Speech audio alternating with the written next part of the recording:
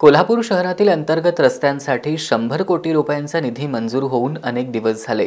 मात्र टेंडर प्रक्रिया होऊन सुद्धा वर्क ऑर्डर देण्यासाठी आडकाठी केली जात असल्याचा आरोप आमदार सतेज पाटील यांनी केलाय। कोणाच्या तरी हट्टापोटी या कामाला खो घालण्याचा प्रयत्न सुरू आहे। सरकार येतं जातं, मात्र अधिकाऱ्यांनी ध्यानात ठेवावं असा इशारा आमदार सतेज पाटील यांनी महापालिका प्रशासनाला दिलाय। परवा सुद्धा मी प्रशासनाला सांगितलं की वर्क ऑर्डर द्या, कशासाठी थांबले, कुणाच्या दबावाखाली वर्क ऑर्डर थांबलेले आहे। आणि मला वाटतं आज त्या वर्क ऑर्डर आता इश्यू होतील अशी मला माहिती पालकमंत्र्यांनी दिली की आज वर्क ऑर्डर। मला कळत नाही कुणाचा दबाव होता अधिकाऱ्यांच्यावर, वर्क ऑर्डर द्यायचे नाहीत हा दबाव कुठला।